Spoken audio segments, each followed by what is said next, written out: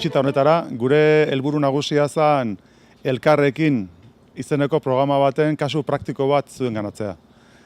Guk dakizuen bezala Foru Aldundi honek nahi duena da legealdi honetan esperientzi praktikoa martxan jarri, zehatzak, eta horien bidez transformazio bide bat ekin. Guk uste genuen, batik bat baztertzea arriskuan dauden pertsonen inguruan Gipuzkoan utxunu bat geneukala, ez zegoela sistema oroar behar dan bezala egituratua, eta orduan ekin diogu programa bati, ez da Foru Aldundiaren programa bakarrik, esango genuke Gipuzkoa osoaren programa izatea nahi dugula, eta izango litzateke baztertze arriskuan dauden pertsonei bide bat eskaintzeko eta etorkizun bat eskaintzeko helburua duen programa, eta hori da elkarrekin.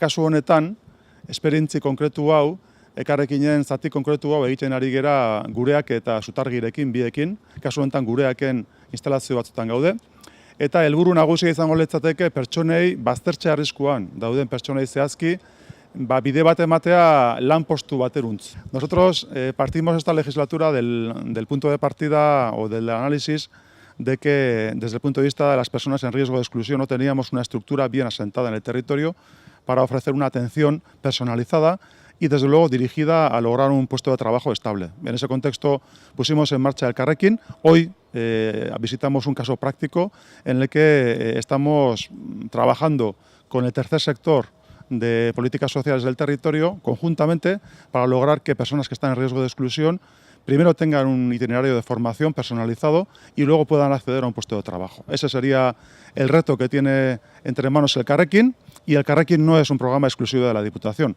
sino que es un programa dirigido al conjunto del territorio para que todos los agentes económicos y sociales se corresponsabilicen de esa tarea. En el principio, Elkarrekin es un trabajo compartido para lograr que las personas en riesgo de exclusión en Guipúzcoa tengan un buen futuro, un futuro garantizado a partir de un puesto de trabajo. Programak parte hartzaileei aukera ematen die aktiboki parte hartzeko gizarte bizitzan. Izan ere, esan behar dugu enplegautasun saila duen kolektibo dela, laguntza eta tutorizazio zehatzak behar dituena eta hori ezin dugu ahaztu, ez? Los objetivos específicos que pretende conseguir a través de este programa, ¿no? Dentro de Elkarrekin son la adquisición de hábitos de trabajo, de competencias técnicas, así como de tareas relacionadas con la actividad productiva.